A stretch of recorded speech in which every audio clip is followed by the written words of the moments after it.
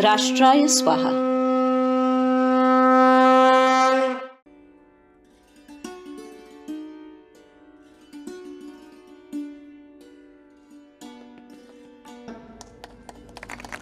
स्वातंत्र्यवीर सावरकर विचारदर्शन ग्रंथसंच लोकार्पण सोहळ्याची सुरुवात दीपप्रज्वलनाने.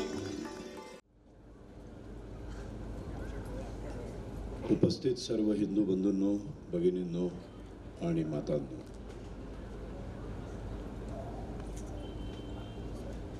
आज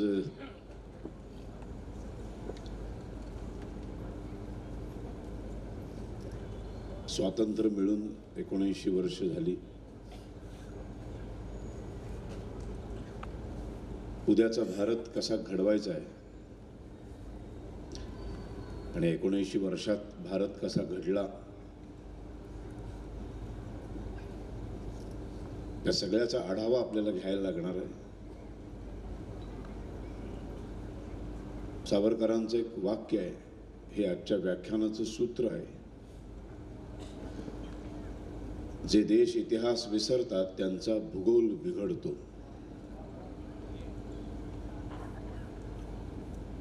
इतिहास विसरता कामा नये. कोणी एकेकाळी अखंड हिंदुस्थान 82 दशलक्ष पर्व क्षेत्रफळ इतका मोठा हिंदुस्थान होता. आज फक्त 32 दशलक्ष पर्व क्षेत्रफळ शिल्लक राहिला, कारण आपण इतिहास विसरलो. मराठा साम्राज्य संपलं 1818. त्याच्यानंतर ब्रिटिशांचं साम्राज्य सुरू झालं आणि ब्रिटिशांचं साम्राज्य सुरू झाल्यानंतर त्यांच्या असं लक्षात आलं की हा देश जर संपवायचा असेल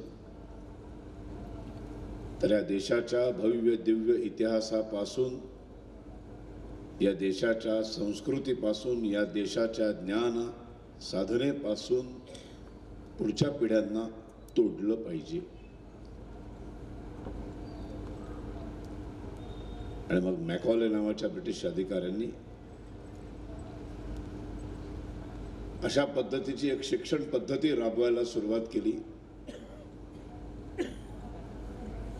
की त्या शिक्षण पद्धतीतून 1820 1825 नंतर जी मुलं ब्रिटिश शाळांमधून शिकून मोठी होतील त्या सगळ्यांच्या मनामध्ये आपण भारतीय आहोत, आपण हिंदुस्थानी आहोत, आपण हिंदू आहोत याची सातत्याने त्यांना लाज वाटेल, त्याची त्यांना शरम वाटेल. त्याचा न्यूनगंड निर्माण करणारी शिक्षण पद्धती राबवायला सुरुवात केली.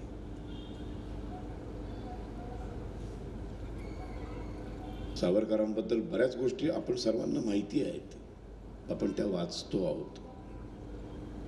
पण उद्याचा भारत कसा घडवायचा आहे, अतिशय एका वेगळ्या वळणावरती भारत देश येऊन उभा आहे.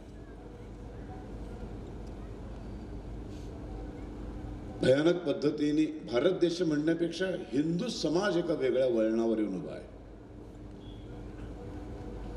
एक तर जगभरामध्ये फक्त एकमेव असं राष्ट्र आहे जे हिंदूंचा हक्काचं आहे. पृथ्वी तलावरती माझी हक्काची ही भू, ही माझी जमीन, ही माझी आहे असं म्हणू शकतो आपण. असा हा एकमेव देश आहे. तुम्ही कुठल्याही देशामध्ये राहिलात नोकरी धंद्याच्या निमित्ताने, तिथलं नागरिकत्व पत्करलं, तिथे छान चौकीमध्ये राहिलात, किती वर्ष राहिलात, 50 60 70 80 100, तरी सुद्धा त्या त्या देशामधले तुम्ही कायमच दुय्यम नागरिक असता. आणि जगाचा नियम आहे, ज्या देशामध्ये ज्या धर्माची माणसं बहुसंख्य असतात तो देश त्या धर्माचा असतो. अमेरिका अमेरिकन लोकांचा आहे, इंग्लंड ब्रिटिश लोकांचा आहे, Japan Japanese, Russia Russian, China Chinese. एकमेव भारत, एकमेव हिंदुस्थान, त्याला अपवाद आहे. पहिल्यापासून ही भूमी ही हिंदूंचीच आहे आणि तरी सुद्धा स्वतंत्र भारतामध्ये तिला सेक्युलर बनवलं गेलं, निधर्मी बनवलं गेलं. एकतर निधर्मी असा शब्दच अस्तित्वात नाहीये. हे निधर्म विधर्म असं काही अस्तित्वातच नाहीये. त्या सगळ्यांबद्दल सावरकरांनी लिहून ठेवलंय आज, आणि त्यांच्याच पुस्तकांचं लोकार्पण सोहळा आहे आणि त्या निमित्ताने मला बोलायला बोलवलंय.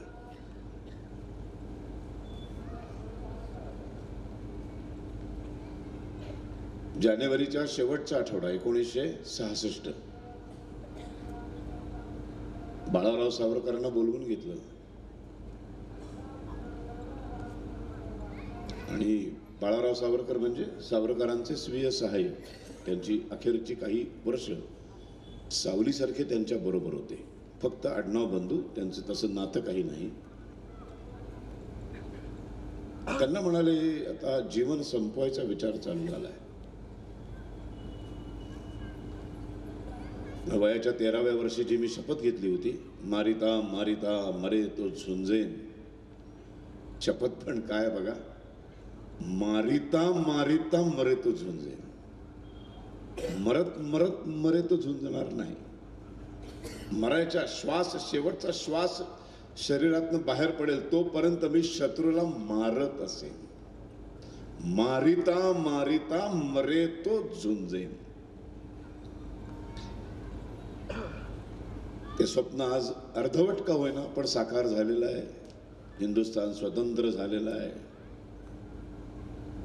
शरीर थकलेलं आहे. 83 वर्ष झालेत मला. आता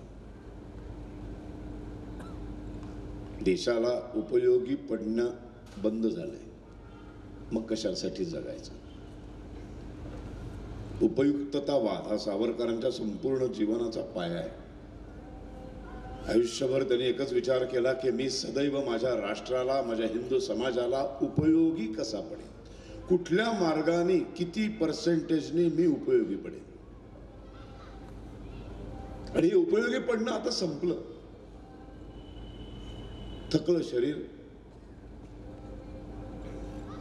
आता संपवतो स्वतःला. पण कसं संपू विचार करतोय. ज्ञानोबा माऊलींच्या आई वडिलांनी जसं संपवलं डोहात उड्या मारून, तसं संपू तर तुम्ही मला उडी मारू देणार नाही. कसं संपवावं कळत नाहीये. आणि मग त्या बाळारावाने म्हणाले समर्थांसारखं संपवावं, कळतच नाही कोणाला. प्रायोपवेशन करावं. तुम्ही एकमेव आहात, फक्त हे तुम्हाला माझ्या मनातले विचार मी सांगतो. बाळारावनं भयंकर धक्का बसला. तात्या कृपया असं करू नका, पुनर्विचार करा, तुम्ही आम्हाला हवे आहात. तात्या म्हणाले कशासाठी हवाय. तेव्हा देश आत्ताच स्वतंत्र झालाय नुकताच. देश मोठा होत असताना, देश घडवत असताना अनेक समस्या येणार आहेत.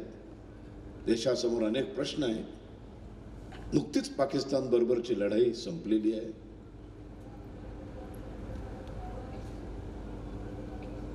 पहिल्या पाकिस्तानच्या लढाईला सावरकर जिवंत आहेत.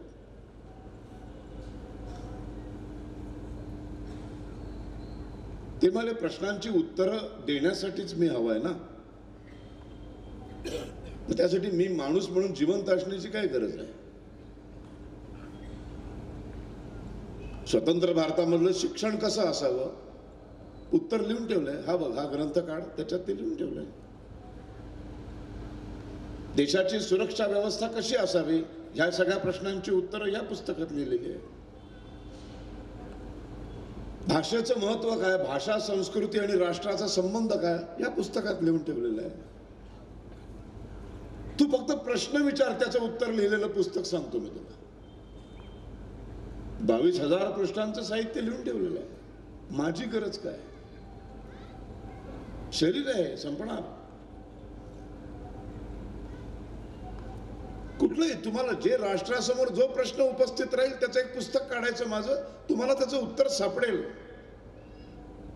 100-200 वर्षांनी सुद्धा जो प्रश्न उपस्थित राहील त्याचंही उत्तर तुम्हाला माझ्या विचारांमध्ये सापडेल. इतकं दूरदृष्टी असलेलं व्यक्तिमत्व. मांडलेला प्रत्येक विचार, केलेली प्रत्येक कृती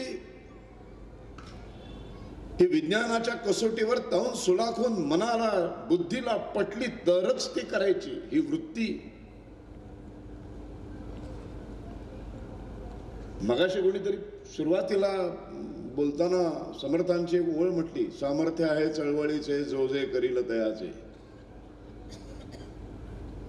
सावरकरांना पण ती आवडायची, फक्त त्यांना शेवटची ओळ म्हणायचे, हिंदूंचा या ओळीने घात केला.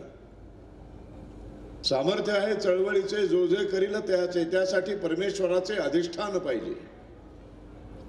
या अधिष्ठानाच्या ओळीने हिंदूंचा घात केला. लोक आधीच्या 2 ओळी विसरले आणि फक्त अधिष्ठानाच्या मागे लागले. आधी सामर्थ्य चळवळीचं दाखवायला पाहिजे ना.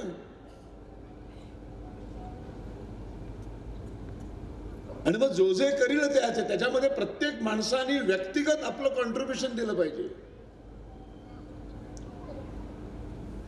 आणि हे सगळं जेव्हा 100% केलं जातं, तेव्हा जर त्याला परमेश्वराचं अधिष्ठान असेल तर ती चळवळ यशस्वी होते. समर्थ चुकीचे नाहीये, पण आपण घेताना पहिली 2 ओळी नको, कारण त्याच्यात कष्ट आहे. सोपं काय आहे, घरामध्ये बसून देव पाण्याखाली ठेवणं, होम करणं, अभिषेक करणं. लढावं लागत नाही, रक्त सांडावं लागत नाही, फटके खावे लागत नाहीत, गोळ्या बसणार नाहीत माहितीये, लाठी दंडे बसणार नाहीत माहितीये. घरात बसायचं, स्तोत्र म्हणत बसायचं. म्हणजे सावरकरांचा स्तोत्राला विरोध होता का? अजिबात नाही. मला तर सावरकर, जेवढे काही मी 25-30 वर्ष वाचतोय, मला सावरकर कधीच नास्तिक वाटले नाही. त्यांनी आस्तिकतेचं अवडंबर कधीच माजवलं नाही. ते म्हणतात, द्रौपदी सारखी आर्त किंकाळी आम्ही मारतच नाही, मग श्रीकृष्ण येणार कसा? आम्ही साधा आजारी पडल्यावर आम्ही ॲलोपॅथी सुद्धा एक सेकंड ओपिनियन म्हणून अजून एका डॉक्टरकडे जातो, मग थर्ड ओपिनियन, एवढं करून पुन्हा एक आयुर्वेदिक डॉक्टर असतो आणि एक होमिओपॅथी असतो. प्रत्येक जण म्हणतो, त्या प्रत्येकाला माहित 6-10 ठिकाणी जाऊन आलाय, तर प्रत्येक जण म्हणतो ते 9 जण बघतील, मी कशाला बघू? आणि तो कधीच बरा होत नाही. असं नाही होत. चळवळ अशी नाही होत. सामर्थ्य आहे चळवळीचे, तर ती चळवळ केली पाहिजे ना. श्रीकृष्णाला माहित होतं, गोवर्धन माझ्या काठीनेच उचलला, माझ्या करंगळीवरच उचलला जाणार आहे, गवळ्यांच्या काठीने नाही. म्हणून श्रीकृष्ण धावत आला आणि पटकन त्यांनी उचलला नाही. प्रत्येक गवळ्याला जीवाच्या आकांताने ती काठी लावायला भाग पाडलं. नुसतं भाग पाडलं नाही, त्याला असं वाटायला भाग पाडलं की केवळ माझ्याच काठीमुळे हा गोवर्धन उचललेला आहे. मी जरा जरी काठी तो धाडकन कोसळणार. ऍक्च्युली गवळ्यांच्या काठीचा गोवर्धनचा उचलण्याशी काही संबंधच नव्हता, पण त्यांना सामर्थ्य चळवळीचं दाखवायला भाग पाडलं. हिंदू समाज इथे फसतो. बौद्धिक कसोटीवर ताऊन सुलाखून बघतच नाही आम्ही. आम्हाला सवय लागली, उठसूट देव पाण्याखाली ठेवायचे, उठसूट होम हवन करायचं. होम हवन करून होत नाही काही. होम हवन करणं, स्तोत्र मंत्र म्हणणं हे शेवटचं आहे. दुबळ्यात दुबळ्या माणसाने करायची युक्ती आहे ती. जो आंदोलन करू शकत नाही, जो बुद्धीने कमी आहे, मतिमंद आहे, जो शरीराने लुळा पांगळा आहे, त्यांनी करण्याची चळवळीचा एक मार्ग आहे तो. जो बलदंड आहे, सशस्त्र आहे, जो बुद्धी शरीराने युक्त आहे, त्याच्यासाठी हे मार्ग नाहीत. या दोन्हीचा समन्वय एकाच माणसाला जमला पृथ्वी तलावरती. सावरकरांचं वाक्य आहे, त्या एकाच माणसाचं नाव आहे छत्रपती शिवाजी महाराज. चळवळीचं सामर्थ्य टोकाचं दाखवलं आणि मग पिंडीवरती अभिषेक पण करत होते. ते नुसतं अभिषेक करून बसत नव्हते. ते मी अभिषेक करत बसतो, नेताजी जा लढू नये, तानाजी जा, हा नाही, अभिषेक करून आशीर्वाद घेऊन निघायचे आणि स्वतः पहिला घोडा पुढे असायचा. बाजीराव पहिला घोडा पुढे असायचा. संभाजी महाराज पहिला घोडा, राजा पहिला असायचा लढायला, खाऊ जेलायला. म्हणून त्या शेवटच्या उक्तीने, त्या पंक्तीने सगळ्यांची वाट लावली आमच्या हिंदूंची. सावरकर नीट समजून घ्यावे लागतात. इतिहास फार महत्वाचा आहे. हा इतिहासाचं या ब्रिटिशांनी वाटोळं केलं. 70-71 वय होतं. पुण्यामध्ये कुठल्या तरी शाळेमध्ये बोलवलं होतं सावरकरांना.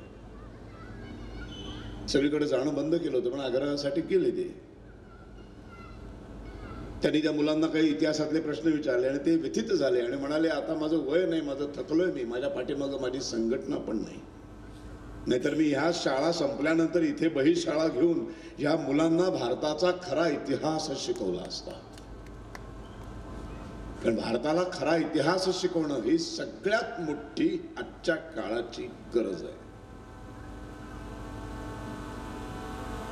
1825 ते 1925 ते 2025 200 वर्ष नसानसामध्ये न्यूनगंड भरलेला आहे. मी भारतीय असल्याचा न्यूनगंड, मी हिंदू असल्याचा न्यूनगंड, मी शेंडी ठेवण्याचा न्यूनगंड, मी गंध लावण्याचा न्यूनगंड, कपाळावर कुंकू लावण्याचा न्यूनगंड. प्रत्येक गोष्टीची तुम्हाला लाज वाटावी असं 200 वर्ष काम झालेलं आहे. यातनं बाहेर काढायचंय. यातनं जोपर्यंत भारत बाहेर येत नाही, जोपर्यंत 140 करोड भारतीयांना भारतीय असल्याचा सार्थ अभिमान, गर्व वाटणार नाही, तोपर्यंत भारताचं भविष्य उज्ज्वल नाही.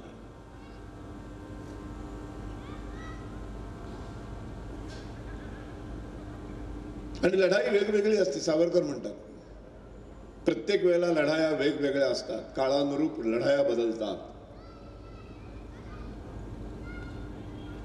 आता आम्ही छत्रपती शिवाजी महाराजांचे वंशज आहोत, आम्ही त्यांचे पाईक आहोत, आम्ही त्यांचे अनुयायी आहोत, म्हणून आज आपण घोड्यावर बसून नाही लढाईला. तलवारीची लढाई संपली. मग शिवाजी महाराजांकडनं घ्यायचं काय? बाजीरावकडनं घ्यायचं काय? 41 लढाया, एकही लढाई न हरणारा या जगातला एकमेव अजय होता. मगाशी सिकंदरचा उल्लेख केलाय. किती दुर्दैव आहे, या देशामध्ये जगज्जेता सिकंदर असा धडा शिकवला जातो जो कंपाऊंड ओलांडून गेट उघडून आतमध्ये पण भारतात येऊ शकला नाही. त्या भारतामध्ये जगज्जेता सिकंदर असा धडा शिकवला जातो. पण बाजीराव पेशवा धडा नसतो आम्हाला.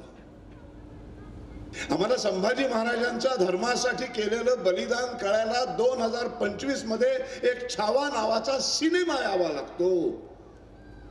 तोपर्यंत आमच्या मुलांना माहितीच नाही की औरंगजेबाने किती छळ छळ छळ छळले आमच्या राजाला.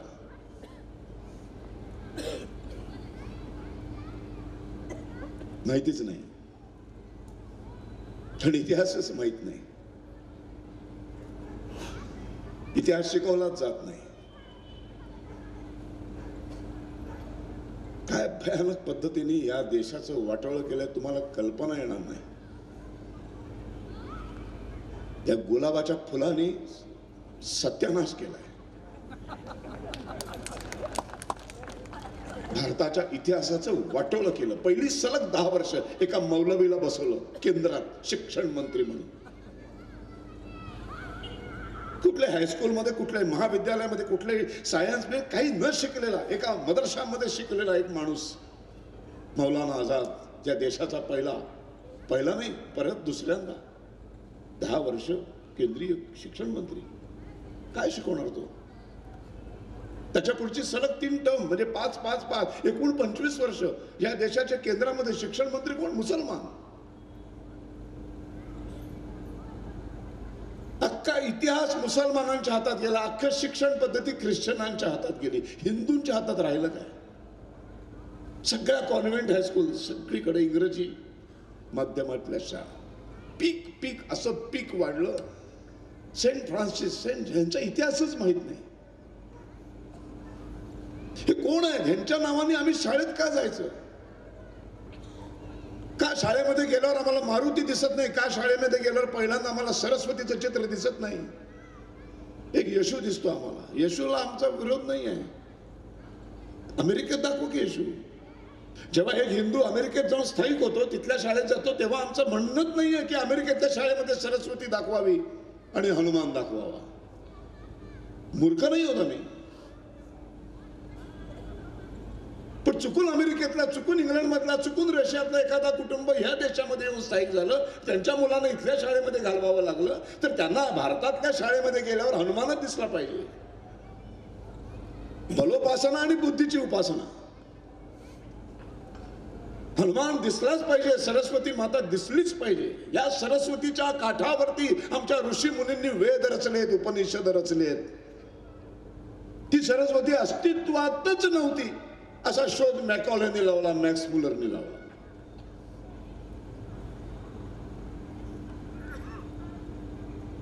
भयानक पद्धतीने देशाचं वाटोळ केलं. आता एक सुंदर, हे सगळं तुम्हाला समजून घ्यायचं असेल, अभिजित जोगांचं एक फार अप्रतिम पुस्तक आता प्रकाशित झालेलं आहे, अतिशय लोकप्रिय आहे, असत्यमेव जयते. लेखक अभिजित जोग. पैसे खर्च करा आणि अभिजित जोगांचं ते पुस्तक आणा. देशाला लागलेली डावी वाळवी दुसरं पुस्तक आहे त्यांचं. खरोखर ही पुस्तकं प्रत्येक घरात वाचली पाहिजे, निदान थोडं तरी काहीतरी कळेल.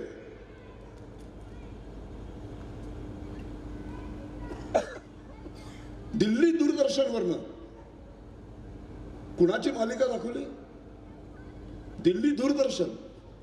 एकमेव दूरदर्शन होतं जेव्हा आपल्याकडे. अशी कुठले हजारो चॅनल्स बिनल्स असे काही नव्हतं. तर दूरदर्शनवर जे दाखवतात, दूरदर्शनवर जे बातम्या सांगतात ते सगळं खरं असतं असा एक समज असलेला समाज होता तेव्हा. आता तो समाज त्यातनं बाहेर आला. आता उलट झालंय. दूरदर्शनच्या बातम्या जे दाखवतात त्यातलं 10%च खरं असतं. पण तेव्हा तसं नव्हतं. बातम्यात दाखवलं ना मग खरं आहे. टिपू सुलतान, दिल्ली दूरदर्शन. आता विक्रम संपतचं पुस्तक आलं 900 पानांचं, टिपू सुलतान. वाचा. एक एक त्यांनी भारतीयांवर, हिंदूंवर केलेला एक एक अत्याचाराचा हिशोब विक्रम संपतने लिहून काढला. ही पुस्तक आहेत ना, ही फार महत्वाची असतात. ही नुसती इथे आपलं छान वाटतं, आमच्या सेल्फमध्ये कोणी आलं तर आमच्या सेल्फमध्ये दिसावे ते काचेमध्ये की बघा आमचे सावरकर आहेत, इम्प्रेशन. तर त्याला काही उपयोग नाही. ती पुस्तकं दिसली नाही तरी चालेल. एक अर्धा तास पाहुण्यांशी बोलताना कळलं पाहिजे की या माणसाने, या घरातल्या माणसाने काय वाचलंय.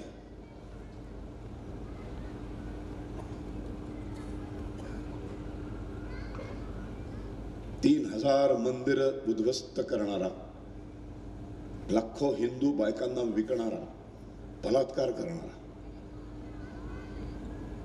दिल्ली दूरदर्शन, जे केंद्र सरकारच्या अखत्यारीत येतं.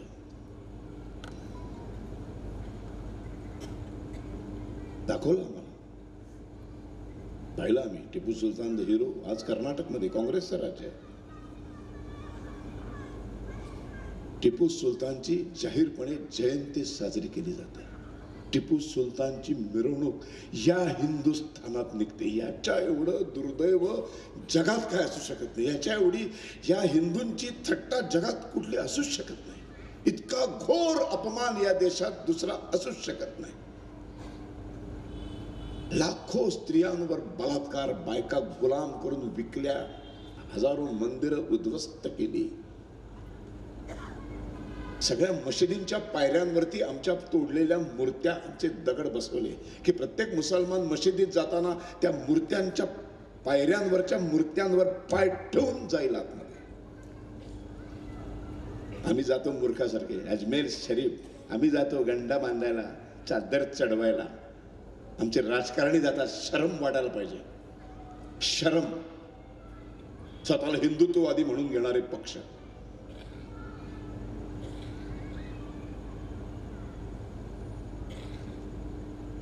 संताप येतो, संताप. हे सगळं बघितलं की आज एक चित्र म्हणून दिसायला छान आहे सगळं. भगव्या टोप्या. हे भगव्याचा अर्थ काही माहित नसेल कोणाला. 7 रंग आहे. ताना पिही निपासा. त्याच्यात भ नाहीये बरं का. जो आपण भ डोक्यावर घातलायत ना, तो भ तानापी निपाजामध्ये नाहीये. पहाटे जर कोणी उठत असेल तर त्याला दिसेल भ म्हणजे काय. सूर्य उगवताना भगवा दिसतो आणि सूर्य मावळताना भगवा दिसतो आकाश. त्याहीपेक्षा सगळ्यात महत्वाचं, अग्नीची पूजा करणारा हिंदू समाज आहे. अग्निदेवतेसारखं देवता नाही आपल्याकडे दुसरी. आपले कुठलंही मंगल कार्य अग्निदेवताला प्रसन्न केल्याशिवाय पूर्णच होत नाही. ते अग्निकुंड पेटवलं जातं. त्या अग्निकुंडामध्ये आहुत्या मंत्रोच्चार करून दिल्या जातात. त्या आहुतीतून जी ज्योत पेटते त्याचा रंग भगवा असतो. म्हणजे राष्ट्राच्या अग्निकुंडामध्ये ज्याला आहुती देण्याची ज्याची हिंमत आहे, म्हणजे देशासाठी वेळ आली तर मी मरायला तयार आहे अशी ज्याची हिंमत आहे, त्यानेच डोक्यावर ही टोपी घालावी. 2 मिनिटं देतो. आता एवढ्या टोप्या एकही काढली नाहीत तुम्ही, म्हणजे मी खात्री बाळगतो. मी घातलीच नाही, लफडच नको. म्हणजे इथे उपस्थित सगळेजण आहुती द्यायला तयार आहेत. नुसतं छत्रपती शिवाजी महाराज की जय जय भवानी त्या बाईकवर लावून शिवाजी जयंतीला बोंबलत फिरताना एकालाही शिवाजी महाराज कळलेले नसतात. शिवाजी महाराज, लोकमान्य टिळक, गुरु गोविंद सिंह हे सगळे सावरकरांचे आदर्श आहेत. उपयुक्ततावाद हा सावरकरांचा पाया आहे आणि सावरकरांचं हिंदुत्व हे मानवतावाद आहे. राष्ट्राचं हिंदूकरण आणि हिंदूंचं सैनिकीकरण ही त्रिसूत्री आहे सावरकरांची. राष्ट्राचं, देशाचं नाही. देश वेगळा, राष्ट्र वेगळं. देश एक भूभागेचा तुकडा, क्षेत्रफळ असलेला भूभाग म्हणजे देश. समान संस्कृती, समान धागा, समान विचार, समाज आदान प्रदान, समान पूजा पद्धती, हे जे सगळं सांस्कृतिक लेवलवर जे सगळं समान असतं त्या सगळ्यांचा एक समुच्चय म्हणजे राष्ट्र.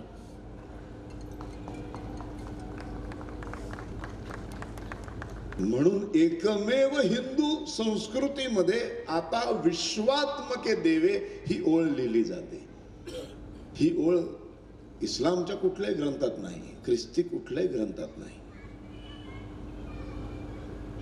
आता हिंदुत्मके देवे असं नाहीये, आता भारतात्मके देवे नाही, आता विश्वात्मके देवे.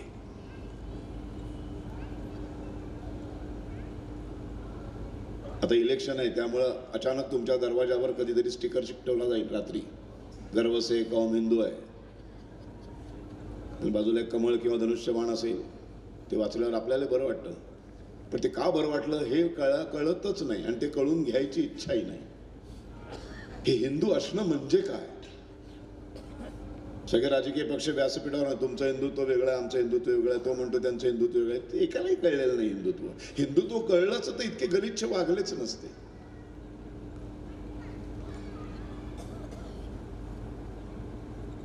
हिंदू म्हणजे नेमकं काय? हिंदू असणं म्हणजे काय? धर्म म्हणजे काय? धर्म म्हणजे धारण करणारा.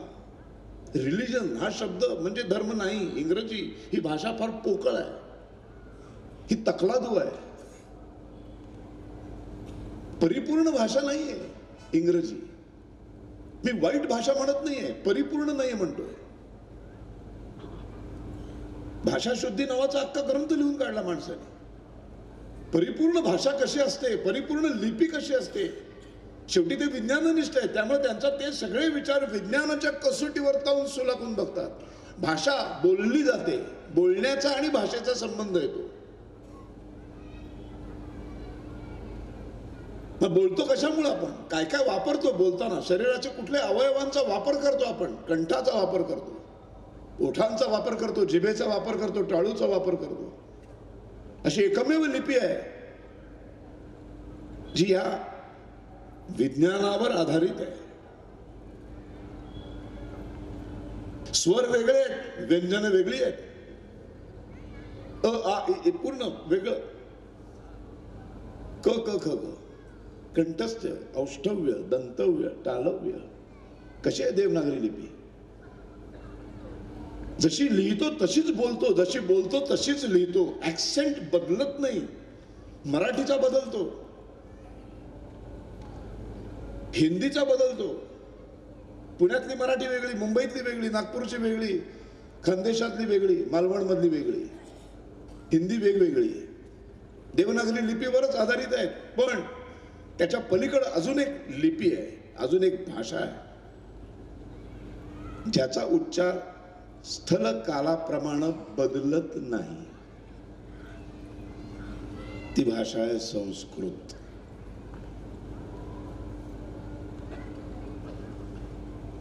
हरिओम नमस्ते गणपतये त्वमेव प्रत्यक्षम. हे भारतातल्या मराठी शरद पोंक्षले असंच म्हणावं लागतं, जॉन फ्रान्सला असंच म्हणावं लागतं, लेनी मॅनला असंच म्हणावं लागतं, मोहम्मद हुसेनला पण हे असंच म्हणावं लागतं. ह्याच्यात बदल करता येत नाही. जात धर्म स्थळ काळ देश ह्याचा या उच्चारणाशी काही संबंध नाही. अशी जगातली सर्वोत्तम एकमेव भाषा कुठली? संस्कृत, जी आपली ओरिजिनल भाषा आहे, ज्या भाषेतून या 14 भाषांचा जन्म झाला. माहित नसेल बऱ्याच लोकांना. देश स्वतंत्र झाल्यानंतर संसदेमध्ये राष्ट्रभाषेवरच्या व्याख्यानामध्ये बाबासाहेब आंबेडकरांनी संस्कृत ही या देशाची राष्ट्रभाषा व्हायला पाहिजे म्हणून आग्रह धरला होता. कुणी? बाबासाहेब आंबेडकरांनी. सावरकरांनी म्हटलं की लगेच त्याला, आंबेडकरांनी म्हटलं की गप्पच बसतात.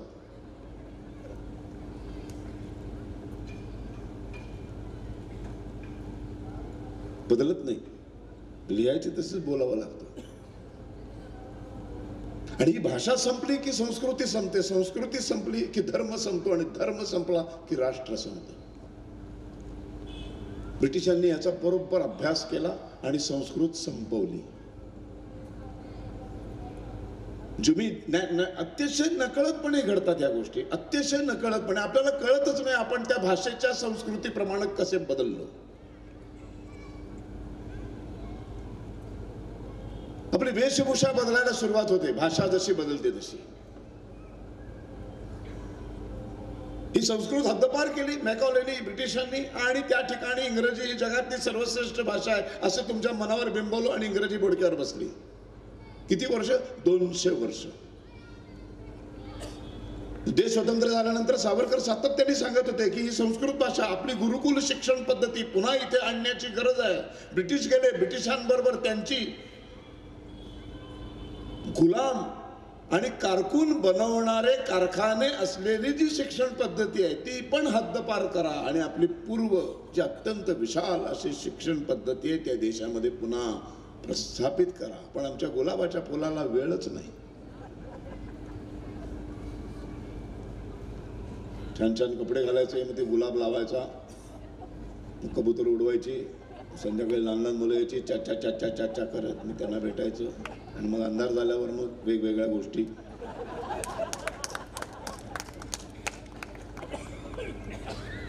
सावरकरांचं कुठलं पत्र बित्र वाचणार? 2 फार सुंदर सूचना केल्या होत्या. काय दूरदृष्टी असेल, उद्याचा भारत कसा घडवायचा. सावरकरांनी सांगितलं होतं हा समाज घडवायचा असेल, हे राष्ट्र घडवायचं असेल, समाजातले 2 घटक श्रीमंत व्हायला पाहिजेत, समर्थ व्हायला पाहिजे. 2 घटक समाजातले. पहिला, सुरक्षा व्यवस्थेत काम करणारी माणसं, म्हणजे तिन्ही दलामध्ये काम करणारे आणि अंतर्गत सुरक्षा बघणारे पोलीस दल.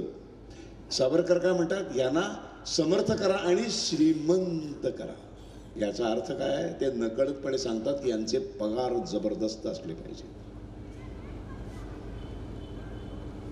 कोथिंबीरीची जुडी लाच म्हणून घेण्याची इच्छाच होता कामा नये. सिग्नल तोडल्यावर 10 रुपये घ्यावे असे वाटताच कामा नये. इतके पोलीस श्रीमंत असले पाहिजे. त्यांना सगळ्या सोयी असल्या पाहिजेत, सगळ्या सवलती असल्या पाहिजेत. त्याचा इम्पॅक्ट असा येईल की पुढच्या भावी पिढ्यांना, उत्तम शिक्षण घेतलेल्या मुलांना सुरक्षा व्यवस्थेमध्ये करिअर करावं असं वाटायला लागेल. कारण आता देश स्वतंत्र झालाय. आता राष्ट्राच्या स्वातंत्र्य कुठली चळवळीत भाग घेणं वगैरे ही संकल्पना संपली. आणि 2 महायुद्धानंतर अख्खं जग इतकं संपलेलं आहे की आता कुठला देश दुसऱ्या देशावर जाऊन आक्रमण करू ही ताकदच राहिली नाही आता कोणामध्ये. त्यामुळे सुरक्षा व्यवस्थेत काम करणारी माणसं अत्यंत श्रीमंत व्हायला पाहिजेत की मॅट्रिकला 12वीला जो बोर्डामध्ये येतो त्याला विचारलं तुला भविष्यात काय कर, त्याला असं म्हणता आलं पाहिजे की मला मिलिटरीत सहभागी व्हायचंय, मला नेव्हीमध्ये सहभागी व्हायचंय, मला एअरफोर्स जॉईन करायचं आहे, मला पोलीस दलामध्ये एक उत्तम पोलीस अधिकारी व्हायचंय. संपूर्ण दुर्लक्षित केलं सूचनांकडे. त्याचा परिणाम असा झाला की गेल्या 25-30 वर्षामध्ये 10वी 12वीची जी मेरिट मधली मुलं येतात त्या सगळ्यांच्या मुलाखती आपण टीव्हीवर बघतो, बातम्यांमध्ये छापून आणलेल्या बातम्यांमध्ये वाचतो, त्यांच्या मुलाखती घेतल्या जातात. ती सगळी मुलं जो उठतो तो कॉम्प्युटर सायन्स होणार, मी आर्किटेक्चर होणार, मी हा इंजिनियर होणार, मी तो डॉक्टर होणार. एकही मुलगा असं म्हणत नाही की मला मिलिटरीत भाग व्हायचा आहे, मला पोलीस दलामध्ये जाऊन एक इन्स्पेक्टर म्हणून, एक अत्यंत चांगला इन्स्पेक्टर म्हणून मला करिअर करायचं आहे, तिथे माझी पोस्टिंग होईल, तिथल्या सगळ्या गुंडांना संपून टाकायचंय, कायदा आणि सुव्यवस्थेचं राज्य आणायचंय. कारण मी तिथे गेलो की मला उत्तम पगार मिळणार आहे, मला शासनाची एक छान गाडी असेल, माझ्याकडे एक छान घर असेल, मी रिटायर झाल्यानंतर उत्तम मला पेन्शन मिळेल. तर ब्रिटिश शिक्षण पद्धती जी राबवली त्याच्यामध्ये फक्त आणि फक्त अंतिम ध्येय एकच आहे, किती लाखाचं पॅकेज. माझा मुलगा 10वीत होता, ते हल्ली एक नवीन पॅड निघाले, 10वी 12वीच्या मुलांना त्यांच्या पालकांना घेऊन शाळेमध्ये बोलवतात आणि मग 3 पीस सूट मधला एक माणूस असतो, तो त्यांचं समुपदेशन करतो. म्हणजे कसं तुम्ही आता 10वी झाल्यानंतर कसं कसं किती किती मार्ग आहेत. आता आपल्या काळामध्ये 2-4च मार्ग होते, म्हणजे माहीत होते, arts, commerce, science, doctor, engineer, संपला विषय. फार फार तर वकील व्हायचं. तर मी माझ्या मुलाला म्हटलं तू नको जाऊ, मी जातो, बघूया तर काय आहे ते, तू गेला तर तुझं डोकं फिरेल. मी जाऊन बसलो, पालक होतं, बोलवलेलं होतं आणि तो खरं तर 3 पीस सूट अतिशय छान बोलत होता आणि त्या फळ्यावर त्यांनी 118 मार्ग दाखवले. माझी भिरभिरलो मी. 10वी नंतर 118 मार्ग आहे करिअर निवडायचे. मग त्यांनी वेगवेगळे मार्ग सांगितले की समजा 10वी नंतर तुम्ही जर कॉमर्सला गेला तर हैदराबादच्या अमुक अमुक युनिव्हर्सिटीमध्ये गेला तर तिथून तुम्ही जर 12वीला एवढे एवढे मार्क मिळवले तर तुम्हाला 2 वर्षांचा असा कोर्स आहे, तो कोर्स पूर्ण झाल्यानंतर तुम्हाला 8 ते 10 लाखाचं पॅकेजची नोकरी मिळेल. मग तुम्ही जर एक कॉमर्स घेऊन असं ते जे सगळं तो 118 मार्ग सांगत होता, त्या सगळ्या 118 मार्ग शेवटी एकाच चौकामध्ये येत होते. वर्षाला 8-10 लाखाचं पॅकेज, 12-13 लाखाचं पॅकेज, 20-22 लाखाचं पॅकेज, 25 लाखाचं पॅकेज, फॉरेनची काय ती संधी. आयला म्हटलं मी 118 मार्ग जो येणार एकाच चौकात. मग तो चौक कुठला आहे? फक्त आणि फक्त पैसा कसा मिळवायचा, राष्ट्राला समर्पण, देश समर्पण, त्याग, समाजाप्रती मी काहीतरी देणं लागतो, हे काही नाहीच, ह्याचा काही संबंधच नाही. उद्या जर देशावर काही संकट आलं तरी फक्त पैसे कमवणाऱ्या माणसांचा काय उपयोग आहे?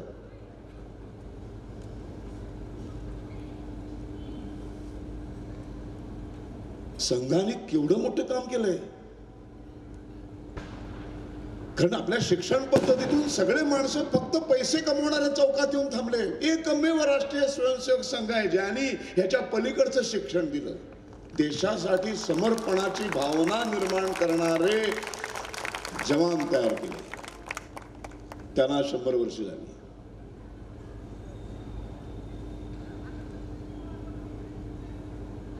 बरं झालं माझ्या मुलाला मी पाठवलं नाही, मीच गेलो. ते काय करायचं असलं दळिद्री शिक्षण, इतिहासच शिकवला जात नाही. अकबर द ग्रेट, कुठला अकबर ग्रेट? अरे अकबर ग्रेट कसा असू शकतो? मोगले आझम नावाचा सिनेमा आमच्या पिढीने बघितला, मी 3 वेळा बघितला. मला काय आवडला तो सिनेमा, कारण मला माहितीच नव्हतं. मला खोटाच इतिहास खरा वाटायला लागला तो सिनेमा बघून. मला वाटलं अकबर खरोखरच चांगला आहे. त्याला एक जोधा नावाची इंदुबाई आहे, बायको आहे, तिच्यासाठी त्यांनी त्या महालाच्या आत एक श्रीकृष्ण. कुठलं अहो इतिहासामध्ये जोधा नावाची बाईच नाही आहे. एक्झिस्टच करत नाही.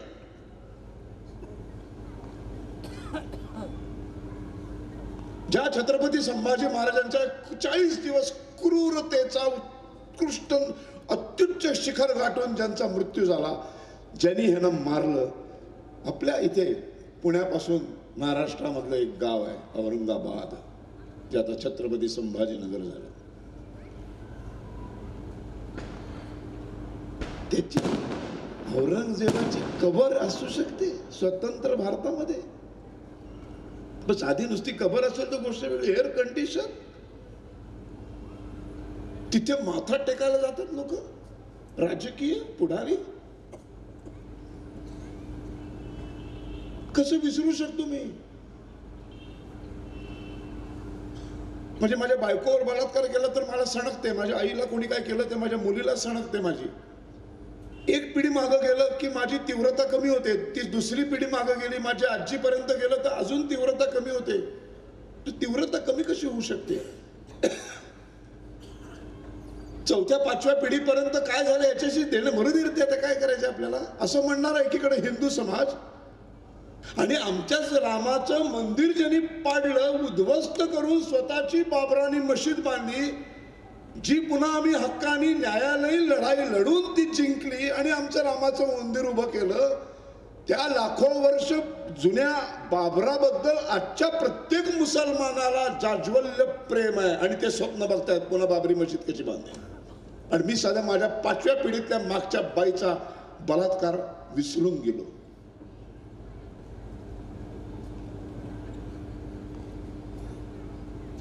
कोणी येणार नाही तुम्हाला वाचवायला.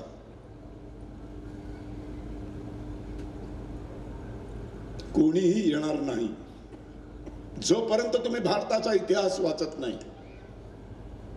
भारताचा खरा इतिहास जोपर्यंत तुम्ही वाचत नाही, जोपर्यंत तुम्हाला मी भारतीय असल्याचा सार्थ अभिमान नव्हे गर्व वाटत नाही, हिंदू असल्याचा गर्व वाटत नाही, तोपर्यंत तुम्ही तो हिंदू धर्म वाचवण्यासाठी रस्त्यावर उतरणार नाही. जेव्हा आपली एखादी वस्तू, एखादी गोष्ट, एखादी व्यक्ती परमप्रिय होते ना, तेव्हा ती वाचवण्यासाठी माणूस मरायला तयार होतो. आम्हाला परमप्रिय वाटतच नाही, आम्हाला परमप्रिय वाटतात फक्त नोटेवरचे गांधी. सगळी धडपड, सगळी जी काय आकांत आहे, जे काय आहे त्रास यातना सहन करतोय, ते फक्त पैसा मिळवणे आणि मिळवलेला पैसा साठवण्यासाठी, तो जपण्यासाठी. एक बँक बुडीत निघाली तर जो आक्रोश करून माणसं रस्त्यावर येतात ना, कारण बँकेत बुडालेले असतात पैसे. माझे काही लाख बुडाले, माझी 10 लाखाची एफडी होती ती बोंबलली. आक्रोश कर, चुकीचं काहीच नाही त्याच्यात. खूप मेहनतीने पैसे कमवलेले असतात, अजिबात चुकीचं नाहीये त्याच्यात काही. पण तो जो सामान्य माणूस 5 लाखांसाठी आक्रोश करत रस्त्यावर रोज येतो, तो काश्मीर मधल्या पंडितांसाठी कधीच रस्त्यावर येत नाही. तो बंगाल मधल्या एका दाससाठी कधीच रस्त्यावर येत नाही. तो नागपूरमध्ये कोणीतरी मारून जातं हिंदूला म्हणून तो रस्त्यावर कधीच येत नाही. दर दिवसाला 7-8 मुली लव जिहाद मध्ये पळवून नेल्या जात आहेत, गायब होत आहेत. मुली, हिंदू मुली गायब होत आहेत. पण ती शेजारची मुलगी झाली ना गायब, यांची झाली, यांची झाली, माझी कुठे झाली? माझी होईल तेव्हा बघू. असं काही नसतं रे. ते पंशे काय वाटेल ते सांगतात, लव जिहाद वगैरे असलं काही नसतं, असं नसतं. आम्ही जागेच होत नाही. ही जी सगळी आग आहे, ही सगळी जाग आहे, ही जोपर्यंत तुम्ही प्रेम करत नाही ना, तोपर्यंत ती कधीच निर्माण होणार नाही. काय पडली मला हो? मस्त चाललंय माझं फिल्म इंडस्ट्रीमध्ये, बऱ्यापैकी अभिनय पण जमतो, अगदीच वाईट अभिनेता नाहीये मी. येतात लोक गर्दी करून, मस्त नाटक सिनेमामध्ये रमलो असतो मी, नाही का? कशासाठी? हे अर्धी इंडस्ट्री अंगावर घेतली मी माझ्या. नाकं मुरडतात शरद वंशीचं नाव म्हटलं की. चालेल, मला काय हरकत नाही. 4 सिनेमे कमी मिळाले, मला काय प्रॉब्लेम नाही. कारण माझा देश टिकला, माझा धर्म टिकला तर सिनेमा टिकणार आहे, तर नाटक टिकणार आहे. तुम्ही आनंदाच्या क्षणी म्हणताना चला आज मस्त एक नाटक बघूया. घरातली मुलगी पळवलेल्या कुटुंबामध्ये पुढचं वर्ष, 2 वर्ष, 10 वर्ष नाटक बघूया कोण म्हणत नाही. ज्याचं घर जळलेलं असतं ना, तो कधी नाटक सिनेमाच्या वाट्याला पण जात नाही. ते सगळं आनंदात, मस्त दिवाळी आहे, सगळं छान झालं आपलं, चला आज एक मस्तपैकी बालगंधर्वला जाऊ, मस्त एक नाटक बघू, एक सिनेमा बघू. तेव्हा हा समाज जेव्हा खूप आनंदात असेल तेव्हा माझा धंदा चालणार ना. आणि हा समाज तेव्हाच आनंदात असेल जेव्हा तो सुरक्षित असेल. सुरक्षित कधी होईल? फक्त नरेंद्र मोदींचं काम आहे काय सगळं? नाही. सगळं मोदी आणि शहानेच करायचं का? आपण 140 करोड आहोत, ते फक्त 543 आहे. महाराष्ट्रात 288 आहेत फक्त. आपण 13 करोड आहोत. 13 करोड काय नाही करणार. जे काय ते फडणवीसने करायचं, जे काय ते मोदीने करायचं. असं नसतं. असा राष्ट्र उभा राहत नाही, असा देश उभा राहत नाही.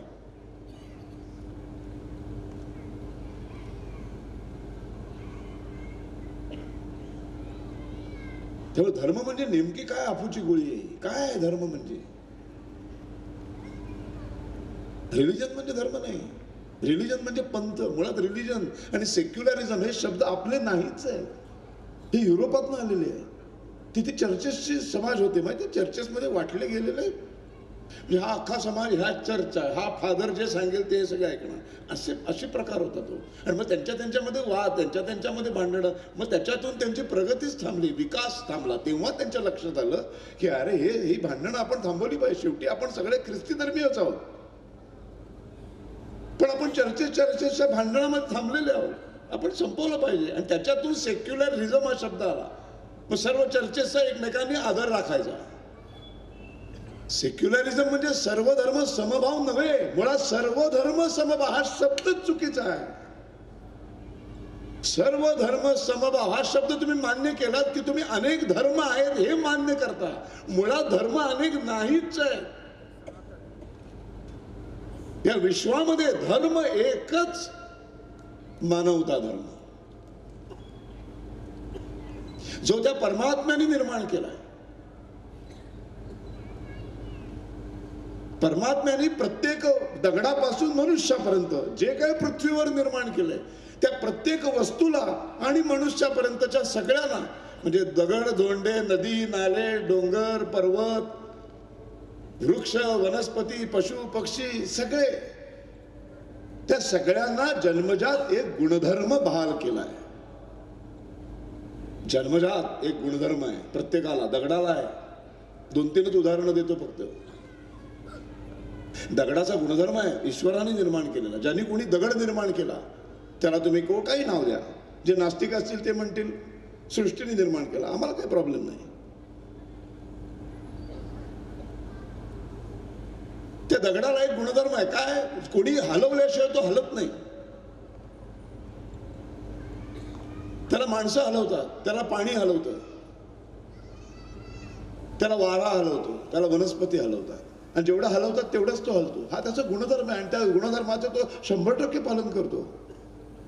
आपण अनेक लोक दुबईमध्ये गेलेले असाल, ते इस्लामिक कंट्री आहे. आपण कधीच असं म्हणत नाही, चुकूनही आपल्या तोंडात येत नाही किंवा त्या अरबांच्या पण तोंडात येत नाही की हे पत्थर इस्लामिक पत्थर आहे. पत्थर आहे, दगड आहे. अमेरिकेतला दगड ख्रिस्ती दगड नाही म्हणत आपण. दगड असतो. हा दगड असणं, कोणी न हलवल्याशिवाय मी हलणार नाही या गुणधर्माचं 100% पालन करण्याचा धर्म बजावणं हा त्याचा धर्म आहे. इथे धर्म येतो. धारण करणं, जे ईश्वराने मला दिले त्याचं मी 100% धारण करणं म्हणजे धर्म. रिलिजन नाही. रिलिजन म्हणजे पंथ. मनुष्य निर्मिती आली तिकडे. तिथे मनुष्य निर्मिती आली, तिथे पुस्तक आलं. कारण मनुष्याने निर्माण केलं की त्याला नीती नियम लावावे लागतात, त्याला घटना असावी लागते, त्याला एक संविधान असावं लागतं. मी ज्यांना ज्यांना हे आता ही काय संघटना असेल, स्वातंत्र्यवीर सावरकर विचारक ग्रंथसंच संघटना, आता या संघटनेचा ज्यांनी या आमच्या बापटांनी स्थापन केला, घर घर सावरकर, आता या हर घर सावरकरचा सभासद कोण होऊ शकतं? राहुल गांधी होऊ शकेल का? होऊ शकणार नाही ना, कारण तो सावरकरांना मानतच नाही. म्हणजे मग नियम आला ना, हर घर सावरकर संस्थेचा सभासद कोणी व्हायचं? तर ज्याला सावरकर मान्य आहे, सावरकर विचार मान्य आहे, सावरकरांवर ज्यांचं प्रेम आहे, त्यांच्याबद्दल आदर आहे, असाच माणूस हर घर सावरकर समितीचा सदस्य होऊ शकतो. राष्ट्रवादी काँग्रेस पवार साहेबांनी स्थापन केली, त्यांची एक विचारसरणी आहे, त्यांची एक घटना आहे, ती घटना ज्याला मान्य आहे तोच फक्त राष्ट्रवादी काँग्रेसचा होऊ शकतो. बाळासाहेब ठाकरेंनी शिवसेनेची स्थापना केली, त्यांची एक विचारधारा त्यांनी निर्माण केली. शिवसैनिक पवार साहेब शिवसैनिक नाही झाले, बाळासाहेबांचे मित्र होते पण शिवसैनिक झाले का? नाही. बाळासाहेब पवारांचे मित्र होते पण बाळासाहेब कधी राष्ट्रवादीचे सभासद झाले का? नाही. विचारसरणी वेगळी आहे, त्या नियमामध्ये ते बसत नाहीत, या नियमामध्ये हे बसत नाही. व्यक्तिगत लेवल मित्र हा वेगळा भाग, सभासदत्व नाही मिळालं. मग जगातल्या सगळ्या दगडांना एकच सभासद आहेत, ते सगळ्याचे नियम एकच आहे, हलवल्याशिवाय हलायचं नाही. म्हणजे एका न्यायाने सगळ्या पृथ्वीवरच्या दगडांचा एकच धर्म आहे, दगड असणं. एक अग्नी पेटतो, अग्नी पेटल्यानंतर त्याचा एक गुणधर्म आहे जो निसर्गाने त्याला दिलेला आहे. त्याच्या जवळ जाऊन बसला, आता थंडी मस्त पडली, त्या थंडीमध्ये तुम्ही शेकोट्या पेटवता, अग्नी पेटवता, जवळ जाऊन बसता. असं कधी मनात येत नाही का तुमच्या की जवळ बसल्यावर एवढी ऊब मिळते, जरा वेळ त्याच्यातच बसू, आणखीन जास्त ऊब मिळेल? नाही बसत. माहिती आहे, गुणधर्म माहिती आहे, जवळ बसला तो ऊब आहे, आतमध्ये बसला तो जळून खाक आहे. आणि हेही माहिती आहे तिथं आरक्षण नाही आहे. म्हणजे पंशे बसला तर अख्खा जळला, ज्याला 5%, 2%, 3% त्याचा तेवढा भाग राहिला, असं नाहीये तिथे. ते 100% जाळतच ते सगळं. आणि त्याला तुम्ही न्यायालयात दाद नाही मागू शकत. असं बघितलं, अग्निविरुद्ध न्यायालयात कोणी गेलं फिर्याद घेऊन की आम्ही आरक्षित असून या अग्नीने आम्हाला अख्खा जाळावं, असं नाही होऊ शकत. पण अग्नी सगळीकडचा अग्नीच असतो. ख्रिस्ती अग्नी, इस्लामिक अग्नी, यहुदी अग्नी नाही, असं होऊ शकत नाही. तसाच माणूस, तसाच पृथ्वीवर एक मनुष्य नावाचा प्राणी जन्माला घातला, त्या प्राण्याला एक गुणधर्म दिला, समोरच्या माणसाशी, पशूंशी, पक्ष्यांशी, डोंगरांशी, दऱ्यांशी, नद्यांशी, नाल्यांशी, पर्वतांशी सगळ्यांशी प्रेमाने वागणं. आणि हे सगळ्यांशी प्रेमानं वागणं, तो प्रत्येक मनुष्य हा मानवता धर्माचं प्रतीक आहे. त्या मानवता धर्माचं दुसरं नाव हिंदू धर्म आहे. म्हणून याची मनुष्य निर्मिती नाही, म्हणून याला संस्थापक नाही, याला कुठले कायदे कानून नाही. जर एखादा माणूस सगळ्यांशी मनापासून प्रामाणिकपणे प्रेमानं आणि माणुसकीनं वागत असेल आणि तो एकाही देवाची पूजा करत नसेल, एकही ग्रंथ तो वाचत नसेल, तरी तो हिंदूच आहे. देवाच्या पूजा करण्याशी हिंदूंचा संबंधच नाही काही.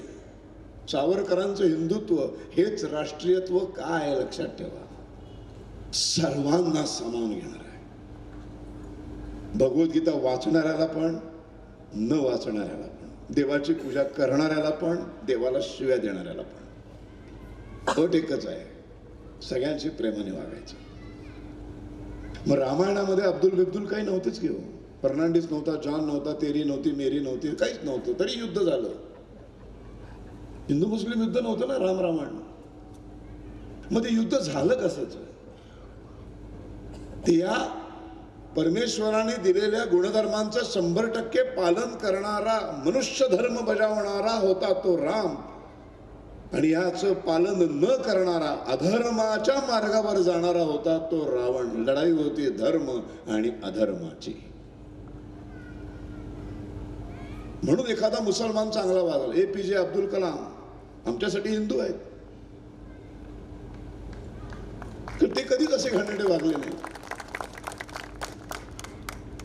असे 4, 5, 10 मुसलमान तुम्हाला आजही दिसतील. आक्षेपच नाही आमचा काही. फक्त प्रॉब्लेम आहे की संपूर्ण विश्वामध्ये ते चांगले आहेत ते दोनच आहेत.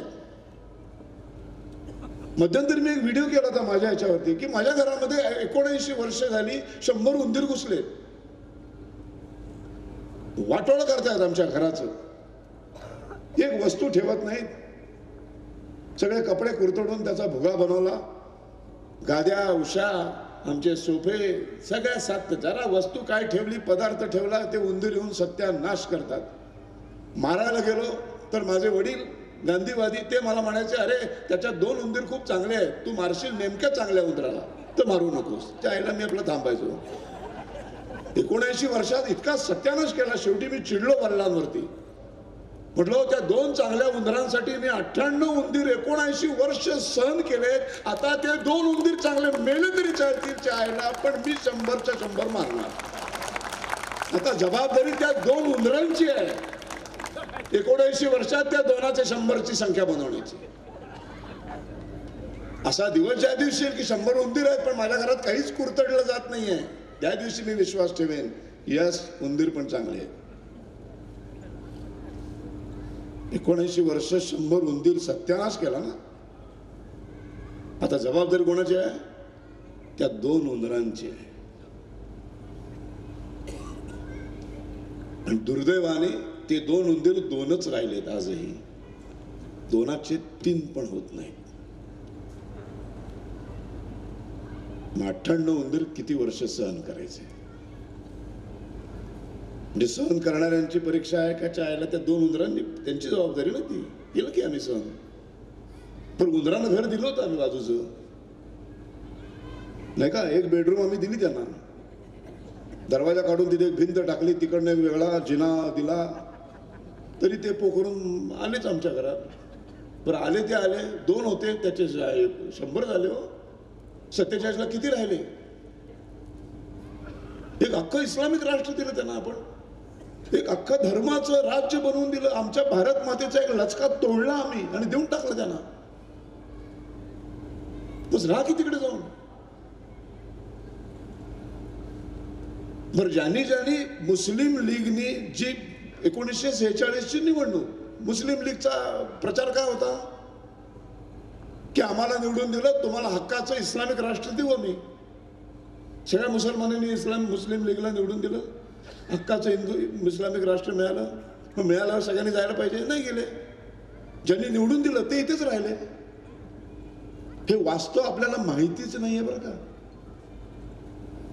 अख्खं आम्ही तुम्हाला हक्काचं इस्लामिक राष्ट्र देऊ म्हणून पाकिस्तानची निर्मिती झाली आणि म्हणून ज्याचा प्रचार झाला 46च्या निवडणुकीत स्वातंत्र्यापूर्वीच्या 1 वर्षाच्या आधी सार्वत्रिक निवडणुकीमध्ये.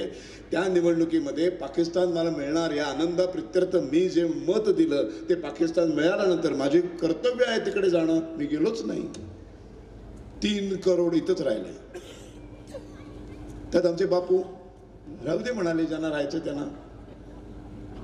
सावरकर सांगत होते, आंबेडकर सांगत होते, सरदार वल्लभभाई पटेल काकुळतीनं सांगत होते सगळेच्या सगळे इथले मुसलमान तिकडे जाऊ देत सगळे हिंदू इकडे येऊ देत. हा दास हा विषय झाला नसता. नाही ऐकला नाही. ज्यांना जायचं नाही त्यांनी जाऊ दे ना. अरे कारण ते का नाही गेले ह्याच्या पाठीमागचं कारणच आपल्याला माहित नाहीये. ते का राहिले आणि ते 3 करोड राहिले 79 वर्षात. ते 3चे किती झाले आज माहितीये? 30 करोड ऑफिशियल संख्या. आता न्यूज चॅनल मध्ये भयानक एक आकडे येत आहेत. यूपी मध्ये एक मुसलमान बाई तिला 9 मुलं आहेत. तिचा नवरा पाकिस्तानचा नागरिक आहे. अशा काहीतरी 500-700 बायका सापडल्या ज्या वर्षानुवर्षी इथे राहत आहेत. ज्यांची 8-9 मुलं इथे आहेत त्यांचा बाप कुठे आहे? पाकिस्तानमध्ये नागरिक आहे. मग तो येतो कधी आणि ती मुलं झाली कधी? आम्ही पोचलो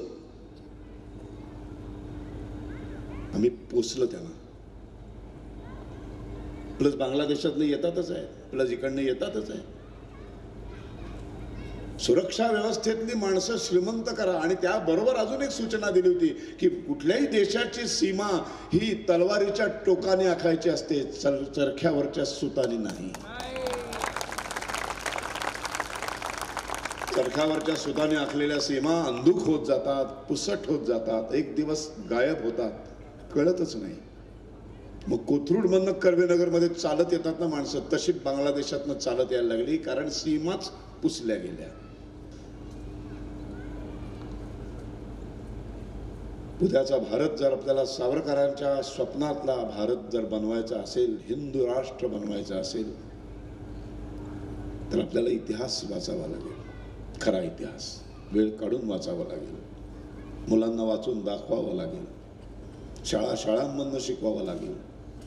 शाळांमधनं निदान एक हर घर सावरकर समितीला माझी एक विनंती आहे की त्यांनी आपला भारताच्या इतिहासातले असे एक एक दाखले जे आहेत, जे आम्हाला पाठ्यपुस्तकातून अत्यंत खोटं शिकवलं गेलंय, असे एक एक चॅप्टर शाळांमध्ये रविवारी त्या मुलांना बोलवून त्यांच्यासमोर सांगितले गेले पाहिजे. त्यांच्याच पाठ्यपुस्तकातले धडे कसे खोटे आहेत हे शाळेच्या बाहेर जाऊन शिकवलं गेलं पाहिजे. त्या मुलांना कळलं पाहिजे. एक दिवस मुलं उभी राहिली पाहिजेत की आम्हाला घाणेरडं का शिकवतात.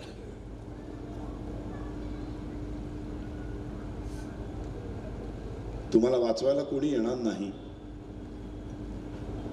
कोणीच येणार नाही, कारण तुम्हालाच इच्छा नाहीये. आपल्याला इच्छाच नाहीये. लढाई बदलते. छत्रपती शिवाजी महाराजांसारखी लढाई आता नाही लढायची. आता लोकशाही राष्ट्र आहे, स्वतंत्र राष्ट्र आहे. आपण सगळे स्वतंत्र राष्ट्रात जन्माला आलेले आहोत. आता दोन मोठी संकट आहेत आपल्या समोर.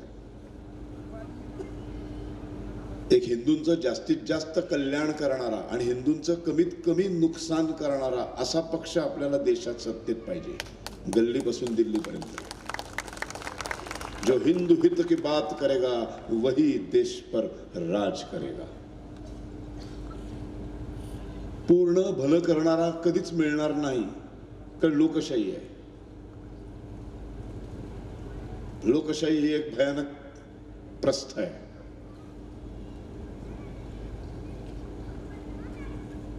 हे 5 असतात, 5मध्ये 3 निवडून आले आणि हे 2 निवडून आले की कायम 3 एक संख्या जास्त आहे म्हणून सत्तेत असतात. कायम हे 2 जण कायमच विरोधात. असे 60-70 वर्ष विरोधात बसल्यानंतर या दोघांच्या लक्षात आलं की आपण सतत विरोधातच बसलो तर आयुष्यभर विरोधातच राहू, पण आपल्या डोळ्यासमोर हे सगळं संपेल. आपल्याला आता श्रीराम नाही, श्रीकृष्ण अंमलात आणण्याची गरज आहे. आपल्याला आता 3 व्हावं लागेल. नेकीच्या मार्गाने, राजमार्गाने, नीतिमत्तेच्या मार्गाने इतकी वर्ष आपण लढलो. 2चे 3 काही होत नाही. आता आपल्याला देशाच्या भल्यासाठी, राष्ट्राच्या, हिंदू समाजाच्या भल्यासाठी हे करावं लागेल. आणि हे श्रीकृष्णाने शिकवलंय. महाभारत वाचलं पाहिजे पुन्हा. त्यासाठी महाभारतात असे असंख्य प्रसंग आहेत जे क्षत्रिय धर्माच्या विरोधात जाऊन श्रीकृष्णाने अर्जुनाला लढायला सांगितलंय. अनेक प्रसंग आहेत. तिथे अर्जुन थांबलाय. ते बसत नाही क्षत्रिय धर्मात. लढाईमध्ये असं नसतं करायचं. श्रीकृष्ण म्हणतो असं नसतं. ही धर्म आणि अधर्माची लढाई आहे. सगळे गुन्हे माफ आहेत. मार. मग ह्या दोघांच्या असं लक्षात आलं की आता त्या 3 नालायकातला एक इकडं घेतल्याशिवाय काहीच होणार नाही. आणि मग त्याला घेत नाही.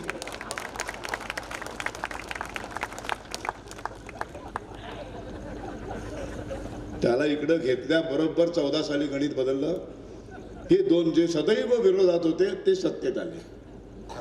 आणि आशा असते शेवटी, ह्याचं मूळ आपलंच आहे. वाण नाही पण गुण लागेल, कधीतरी बदलेल. काही बदलले. हेमंत बिस्व शर्मा कट्टर काँग्रेस आला ना इकडे. असे अनेक लोक बदलले. टीव्हीवर अनेक दिसतात आपल्याला. कधीतरी बदलते की शेवटी मुलं ती आहेत ना, आपलीच आहेत ना, भरकटलेली मुलं आहेत. इकडे आल्यावर इथे यांच्या सानिध्यात राहून काहीतरी बदल घडेल की नाही, काहीतरी चांगलं कानावर पडायला लागलं. मग लक्षात आलं, अरे इतकी वर्ष उगाच राहिलो इकडे, हे तीन इकडे आले, सत्तेत आले. तुम्ही याला का घेतला, याला असल्या फालतू भानगडीत पडू नका. धर्म वाचवायचा असेल, राष्ट्र वाचवायचं असेल तर ह्याच्याकडे दुर्लक्ष करा. आता श्रीराम नाही, आता श्रीकृष्ण अंमलात आणण्याची गरज आहे. मर्यादेत राहणारा संपलं. शेवटी त्या मर्यादा पुरुषोत्तमाला सुद्धा शस्त्र उचलावंच लागलं आणि रावणाचा वध करावाच लागला, त्याचं रक्त सांडावंच लागलं. पर्याय राहत नाही. शेवटी मला गौतम बुद्ध अत्यंत आवडतात असं सावरकर म्हणतात. मी त्यांचा भक्त आहे. मग तुम्ही बुद्ध का होत नाही? नाही होऊ शकत. जगातला शेवटचा माणूस जोपर्यंत गौतम बुद्ध होत नाही तोपर्यंत मला गौतम बुद्ध होण्याचा अधिकारच नाही. काय फिलॉसॉफी आहे, काय विचार आहे. म्हणजे ते बुद्धाच्या विरोधात अजिबात नाही. राजाला अहिंसक होण्याचा अधिकार नाही. राजा म्हणजे राज्य करणारा, प्रजेचं रक्षण करणारा तो राजा. आणि राजा रक्षण फक्त शस्त्र हातात घेऊनच करू शकतो. वाघासमोर पंडित मोदक घेऊन गेला तर वाघाचा पंडित मोदक होतो. वाघासमोर बंदूकच घेऊन जायची असते. संपूर्ण वाघाला मारायची गरज नाही. आम्हाला मर्यादित हिंसा मान्य आहे. मर्यादित हिंसेचं वर्णन करताना सावरकर म्हणतात, वाघ अंगावर आल्यानंतर वाघ आपल्याला मारतो, तो कशामुळं मारतो तर त्याचे दात आणि नख. जर आपण एखाद्या वाघाला न मारता वाघाचे दात काढून टाकले आणि नख जर काढून टाकली तर वाघ फक्त गुदगुल्या करेल. एवढी हिंसा आम्हाला मान्य आहे. आणि ही सुद्धा आम्ही अत्यंत नाईलाजाने करतो. ज्या दिवशी वाघ अटॅक करायचं बंद करेल आम्ही त्याचे दात काढणे बंद करू. दुबळ्या माणसाच्या तोंडी अहिंसा शोभून दिसत नाही. व्यायामशाळेमध्ये जाऊन बळदंड शरीर यष्टी निर्माण करून असा जेव्हा दंड काढून उभा असतो ना नाक्यावर, तेव्हा त्याच्या आजूबाजूनी सुद्धा जाताना 10 वेळा विचार करतात लोक. तो म्हणतो मी स्वतःहून काय मारणार नाही कोणाला, पण चुकून धक्का लागला तर नंतर हा काय करेल. पण असं एखादं पापाचे पितर असेल, मी अहिंसेचा पूजक आहे, अरे ते हास्यास्पद ठरतं.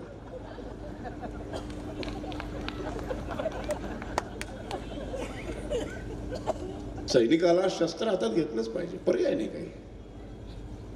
आम्ही क्रांतिकारक झालो बाय चॉईस नाही, नाईलाज म्हणून. ज्या ब्रिटिशांनी आमचं शस्त्रच काढून घेतलं, आमची भाषाच काढून घेतली, ते शस्त्र तर पुन्हा मिळवलंच पाहिजे. आमची भाषाही पुन्हा मिळवली पाहिजे. ती भाषा मिळाली की पुन्हा संस्कृती यायला लागते. संस्कृती मिळाली की धर्म जपतो, धर्म जपला की राष्ट्र. कशी लिंक आहे बघा. आपल्या सगळ्याचं वाटोळं कशामुळे झालंय? कारण ती मूळ संस्कृत गायब झाली. संस्कृत गायब झाल्यामुळं आम्हाला वेद वाचताच येत नाही. त्यामुळे पृथ्वी गोल आहे आणि चंद्र पृथ्वीभोवती फिरतोय आणि हे दोघं सूर्याभोवती फिरतायत हे आम्हाला वेदांमध्ये हजारो वर्षांपूर्वीच्या वेदांमध्ये सांगितलेलं आम्हाला कळलंच नाही, कारण आम्हाला संस्कृत वाचताच येत नाही. मग हे इकडनं पळवून तिकडे नेलेलं आणि मग तिकडे इंग्रजीचं त्याच्यावर भाषांतर करून मग आम्हाला सांगणारा गॅलिलिओ आम्हाला मोठा वाटायला लागला. आम्हाला वरचं फळ खाली पडतं हे सांगणारा न्यूटन मोठा वाटला. न्यूटन मोठाच. मला या गॅलिलिओ न्यूटन यांना कमी लेखायचंच नाही, अजिबात नाही. पण यांचे बाप माझ्याकडे जन्माला आलेत 1000 वर्षांपूर्वी. हे जेव्हा माझ्या तरुण मुलाला कळतं ना तेव्हा भारतीय आणि हिंदू असल्याचा सार्थ अभिमान त्याच्या नसांमध्ये भिनायला लागतो. मग तो कधीच देश सोडून जाणार नाही, फक्त शिकायला जाईल. त्याला कधीच वाटणार नाही. काय संस्कृती आहे हो. नदीला माता म्हणणारी संस्कृती आहे, दगडांची पूजा करणारी संस्कृती आहे. आम्ही कधीच कोणावर वार करू शकत नाही, आम्ही कधी कोणाच्या डोळ्यात अश्रू बघूच शकत नाही. असं हिंदू राष्ट्र आलं पाहिजे. असं हिंदू राष्ट्र जर आणायचं असेल तर तुम्हाला आधी हिंदू धर्म समजून घ्यावा लागेल. मग तुम्हाला हिंदू असण्याची संस्कृती समजून घ्यावी लागेल, मग तुम्हाला संस्कृत वाचावं लागेल. आता खूप सोपं झालंय. आता अनेक संस्कृतचे सगळे ग्रंथ सर्व भाषांमध्ये छानपैकी भाषांतरित केले गेलेले आहेत. गरज नाही संस्कृत वाचायची. नशीबवान आहोत आपण, आपल्या मातृभाषेत मराठीत पण वाचू शकतो आपण. ऋग्वेद वाचू शकतो. वाचा की एकदा. ऋग्वेदामध्ये स्त्रियांच्या दागिन्यांचं वर्णन आहे. विचार करा की कधीतरी इतके नाजूक दागिने कधी हजारो वर्षांपूर्वी. आता ते निलेशोकाने रामायणाची तारीख काढली. साधारण 14,000 वर्षांपूर्वी प्रभू श्री राम जन्माला आले. आता भगवद्गीता काय तेव्हा नव्हती ना, का होती?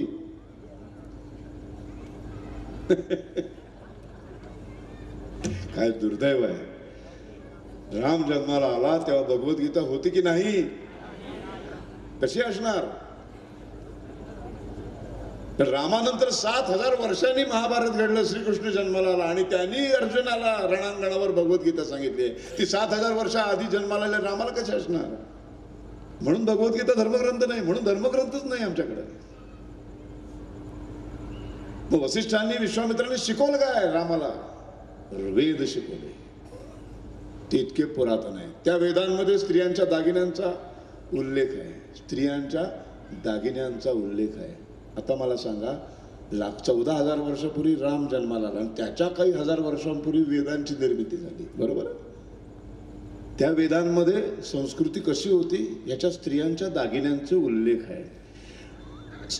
सोन्याची जर असलेले कपडे स्त्रिया परिधान करत होत्या. साधं लॉजिकल डोकं वापरा. सोनं डायरेक्ट दागिन्यांच्या स्वरूपात नाही मिळत, खाणीमध्ये मिळतं.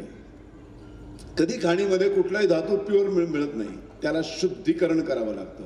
म्हणजे शुद्धीकरणाची प्रक्रिया आली. साडीच्या पातळ धाग्याएवढा तो सोन्याचा धागा बनवणं म्हणजे टेक्नॉलॉजी आली. इतके सुंदर दागदागिने बनवायचे म्हणजे टेक्नॉलॉजी आली, म्हणजे सायन्स आलं. त्याशिवाय तर दागिने बनले नसतील. 4 मजली इमारतीचं घराचे उल्लेख आहेत. 4 मजली इमारत म्हणजे सिव्हिल इंजिनियर असणार, फक्त त्याला सिव्हिल इंजिनियर म्हणत नसतील. वेगवान गाडी चालवणारी बाईचं वर्णन आहे, म्हणजे बाई वेगवान. आता तेव्हा मर्सिडीज नव्हती, बावडार काही प्रश्न विचारू नका. वेगवान तेव्हाची गाडी म्हणजे रथ. स्त्री चालवत होती. जगातलं पहिलं पुस्तक कुठलं? ऋग्वेद. पहिल्या पुस्तकामध्ये 2100 ओव्या स्त्रियांनी रचलेल्या आहेत.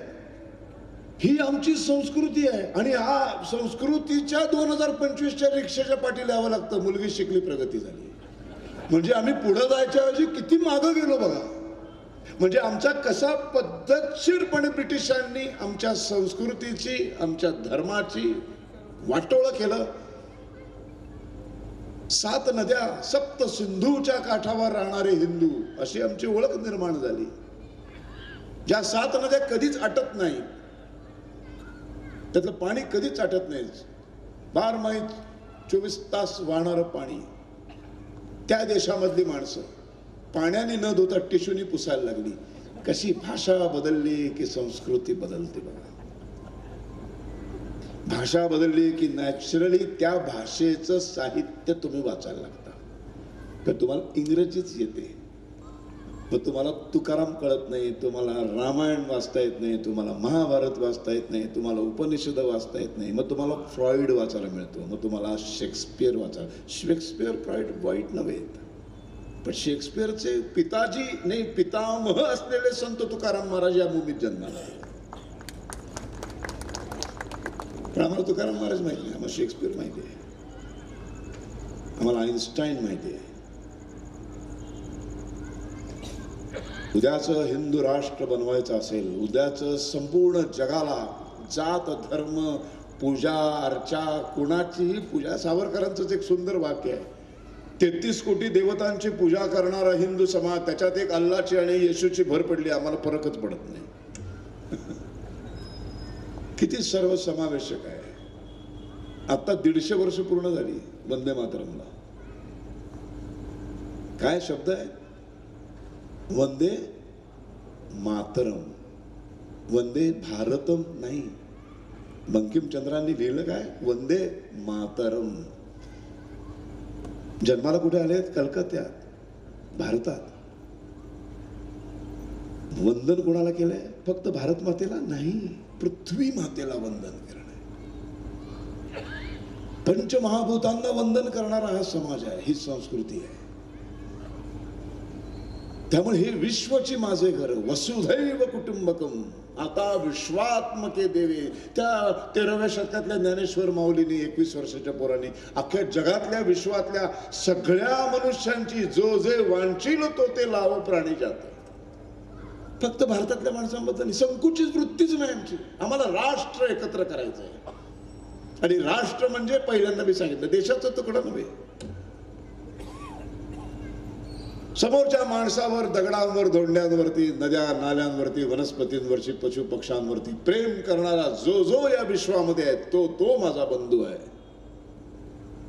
तो तो हिंदू आहे. म्हणून हिंदुत्व हे राष्ट्रीयत्व व्हायला पाहिजे. म्हणून हा देश हिंदू राष्ट्र म्हणून आहेच, पण तो घोषित व्हायला पाहिजे. तो घोषित झाला की या राष्ट्रामध्ये तुम्हाला कंपल्सरी समोरच्यावर प्रेमच करावं लागेल. प्रेम न करणाऱ्याला शिक्षा मिळणार. सेक्युलरिझम मध्ये ती गडबड आहे. सेक्युलरिझम प्रेम न करण्याची परवानगी दिली जाते. हिंदू राष्ट्रात ते नाही होणार. तुम्हाला कंपल्सरी समोरच्या माणसावर प्रेम करावंच लागेल. प्रेम नाही केलं की तुम्ही अधर्माने वागलात, अधर्माने वागलात की तुम्हाला शिक्षा आली. म्हणून हिंदू राष्ट्र पाहिजे आहेच, पण ते घोषित व्हायला पाहिजे.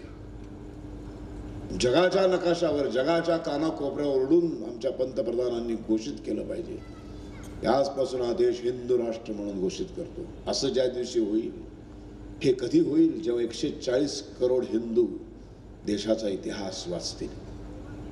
इतिहास वाचल्यानंतर नकळत तुम्ही प्रेमात पडाल, मला एक गॅरंटी आहे. इतकं अतोनात प्रेम करायला लागाल या संस्कृतीवरती. आणि मग जेव्हा अतोनात प्रेम करायला लागेल, जसं प्रेयसीवर प्रेम करता, तसं आपण एखाद्या गाडीवर प्रेम करतो. त्या गाडीला एवढंच खोटलं तरी भांडतो, जीवाच्या आकांताने गाडीवर थांबून त्या बाईकवाल्याला धरून बडवा बडवीपर्यंत प्रकरण जातो. का? कृत्रिम गाडी जी 5-10 वर्षांनी विकायची आहे, दुसरी घ्यायची आहे, तरी त्या गाडीवर एवढं प्रेम आहे. तरी तिला खरंच आली तरी सणकते. सोसायटीमध्ये खाली पोरं खेळतात, सतत लक्ष आपल्या गाडीकडे असते, दुसऱ्याच्या गाडीकडे नाही. आपण धडकतो की काय? इतकं प्रेम त्या गाडीवर. जर कृत्रिम गाडीवर एवढं प्रेम करता, एकदा हिंदू संस्कृतीवर प्रेम करा, एकदा हिंदू धर्मावर प्रेम करा, हिंदू राष्ट्रावर प्रेम करा. आणि जेव्हा तुम्ही असे 140 करोड, त्यातले 30 मुसलमान सोडून देऊ, 10 काँग्रेस राहुलच्या मागे जागणारे सोडून देऊ, 10 लेफ्टिस्ट सोडून देऊ, 10 समाजवादी सोडून देऊ, आणि 10 असे आहेत ज्यांना कशाचंच काही पडलेलंच नाही आहे. त्यांना शनिवार रविवार कधी येतोय, लोणाळा खंडाळ्याला कधी जातोय, दारू कधी पितोय, स्विमिंग टँक मध्ये कधी पोहतोय, आणि रील कधी बनवतोय, ते पण सोडून देऊ आपण. एवढे सगळे सोडले तरी 60-70 करोड शिल्लक आहेत ज्यांना अजूनही हिंदू धर्मावर प्रेम आहे, जे अजूनही मंदिरात जातात. फक्त का जातो याचं उत्तर त्यांना माहित नाही. कोणीतरी सांगितलं म्हणून भगवद्गीता वाचतोय, कोणीतरी सांगितलं म्हणून भीमरूपी म्हणतोय, ती हनुमान चालीसा म्हणतोय. का? त्या हनुमानावर प्रेम केलं तर मग त्या प्रेमातून हनुमान चालीसा, प्रेमातून भीमरूपी स्तोत्र म्हणण्यात जी गंमत आहे ना, ती फार वेगळी आहे. ज्या स्त्रीवर आपण प्रेमच करत नाही, कविता बिविता काही आठवत नाही आपल्याला. आणि मुलाला सुद्धा एक जो खरा प्रेमात पडतो त्याला तो अचानक काहीतरी कविताच करायला लागतो. प्रेमाचं महत्व केवढं जाणून घ्या. असं प्रेम एकदा फक्त माझ्या हिंदू धर्मावर करा, आणि ते तेव्हाच कराल जेव्हा तुम्ही इतिहासात डोकावून बघा. नशिबाने आता इतकं सगळं साहित्य, इतके सगळे वेबसाईट्स, इतके सगळे यूट्यूब चॅनल्स, इतकी चांगली चांगली माणसं. जर तुम्हाला वाचायचा कंटाळा असेल ना, तर यूट्यूब चॅनलवरती 101 आता महारथी तुम्हाला हे सगळं ज्यांनी अभ्यास केलाय ते सांगायला बसलेले आहे.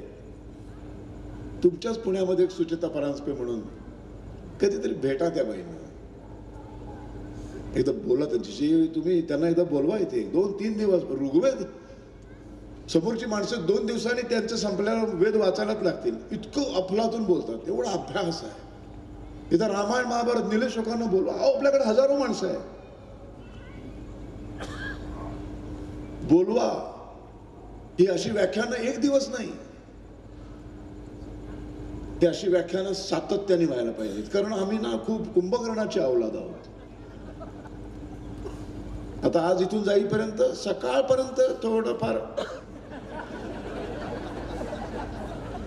उद्याचा सूर्य उगवला गेला तर पुंगशीर तेल लावलं ते मोरतीच्या आयला. या टोप्या असंख्य इकडे तिकडे कुठेतरी पडलेल्या असतील. भगवा म्हणजे काय हेच माहिती नसेल ना. भगवा म्हणजे आहुती देणं. किती माणसं तयार आहेत आहुती द्यायला? गॅरंटी कोण नाही तयार.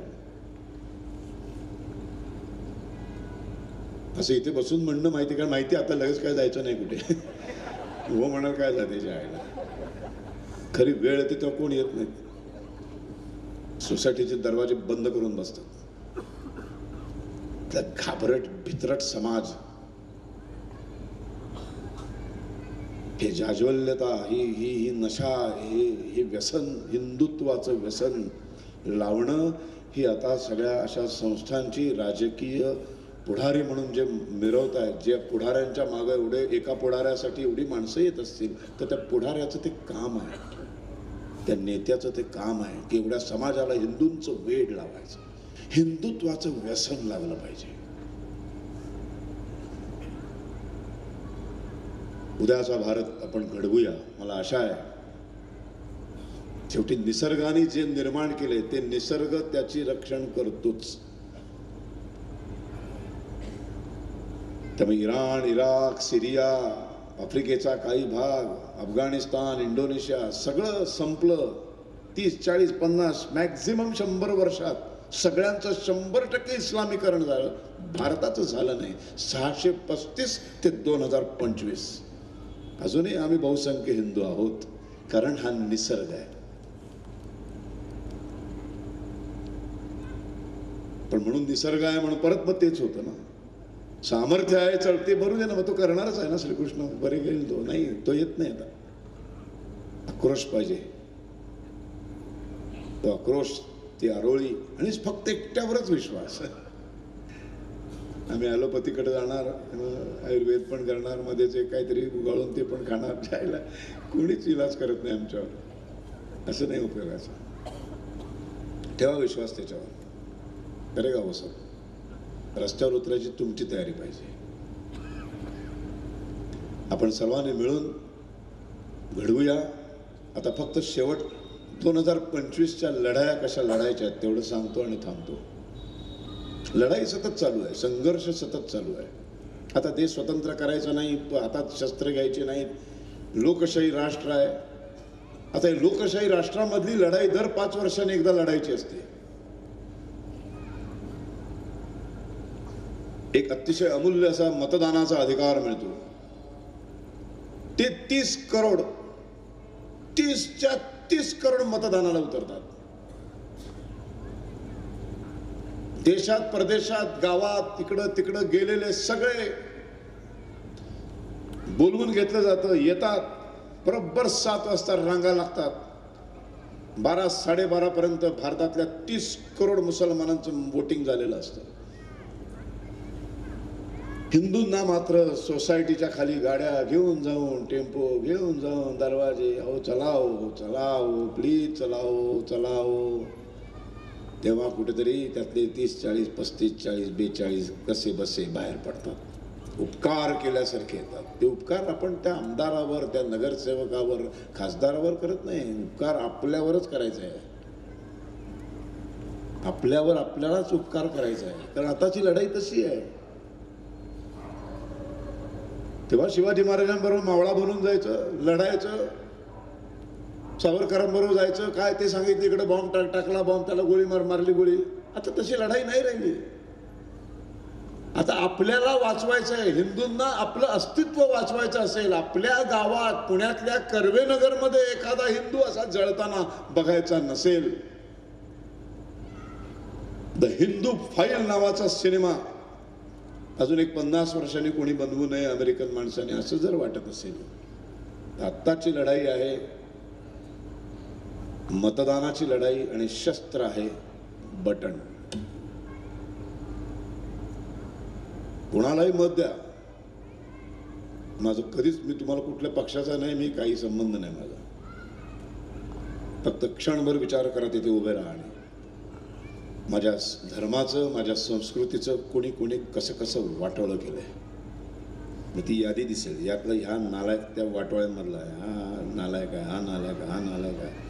आपण नालायक आहे पण हा इकडचा आहे. नालायक आहे पण आता हा इकडे दोघांबरोबर आहे म्हणून हे दोघं सत्तेवर आहेत, आणि हे दोघं सत्तेवर आहेत म्हणून 370 रद्द झालंय. आता देऊ आपण याला.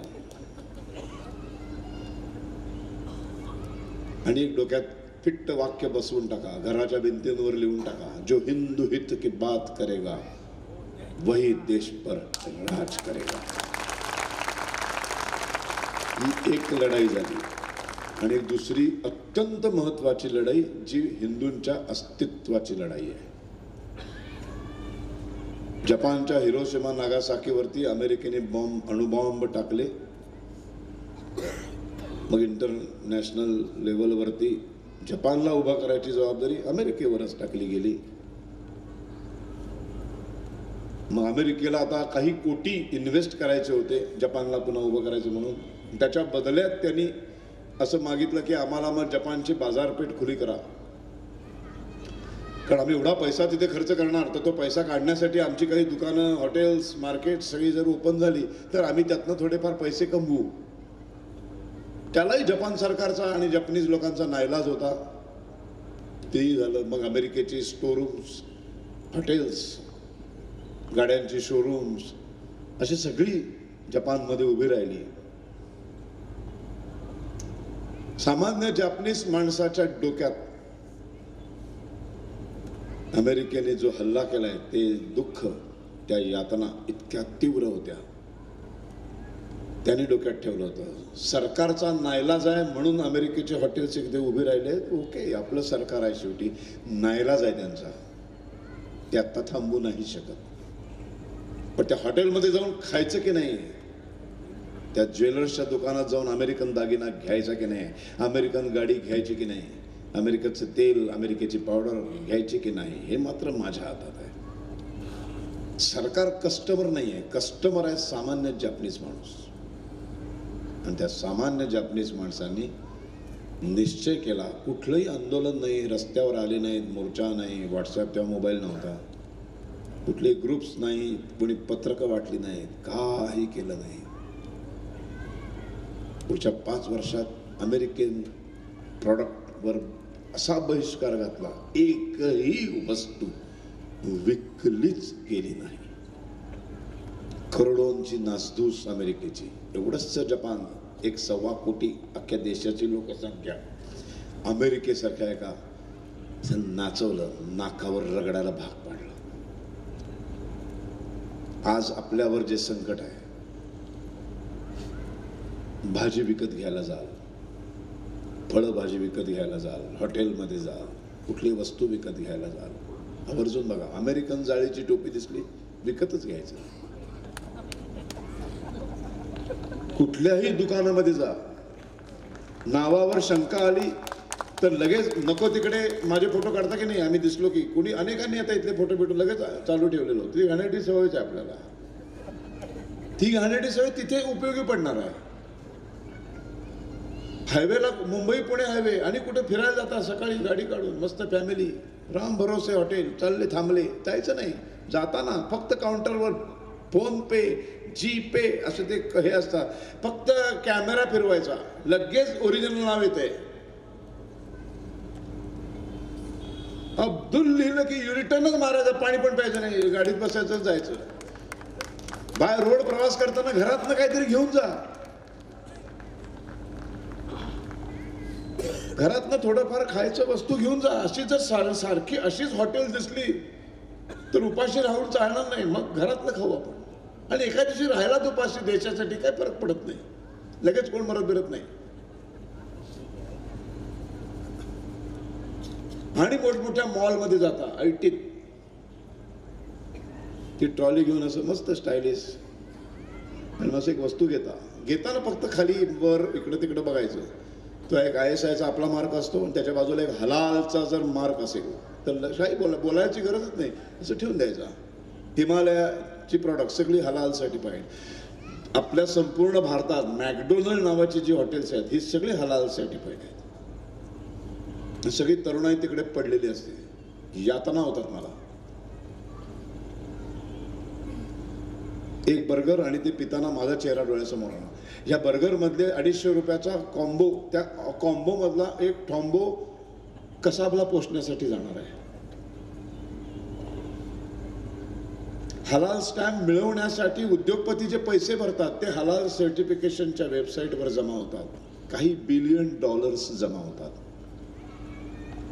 तुमच्याच मुलींना टार्गेट करण्यासाठी लव्ह जिहादसाठी जे पैसे पुरवले जातात, लँड जिहादसाठी पैसे पुरवले जातात, जेवढ्या जिहादचे प्रकार आहेत ते सगळ्यांसाठी जो पैसा जगभरातून मुसलमानांना पुरवला जातो तो हलाल सर्टिफिकेशन मधून. इतकं साधं आहे हो. बरं, दुबळा घाबरट पुळचट बँकेत नोकरी करणारा वगैरे असा जरी असला तरी सुद्धा हे करू शकतो आपण. ह्याला शौर्याची गरज नाही, याला धारिष्ट्याची गरज नाही, याला हिमतीची गरज नाही, कसलीच गरज नाही. फक्त वस्तू घ्यायची, असं गपचूप बघायचं, हलाल ठेवून द्यायचं. हलाल घ्यायचं नाही विकत. आणि कुठल्याही टोपीवाल्याकडनं कांदा बटाटा फळं वस्तू हॉटेल्स आर्थिक नाकाबंदी.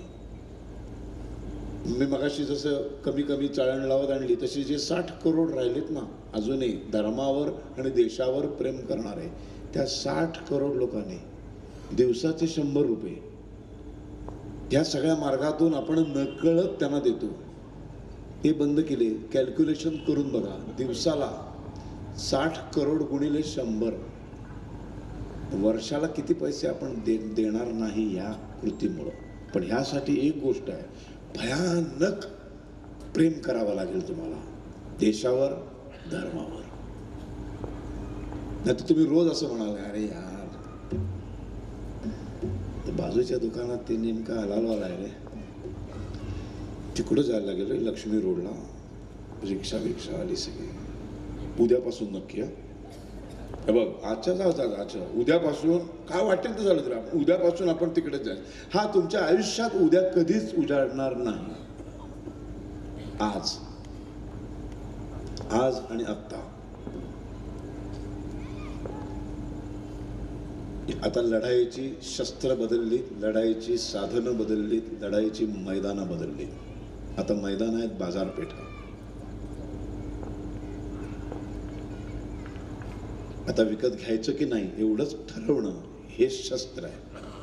आणि निवडणुकीमध्ये बटन दाबण्यापूर्वी एकदाच विचार करायचा, जो हिंदू हित की बात करेगा वही देश पर राज करेगा.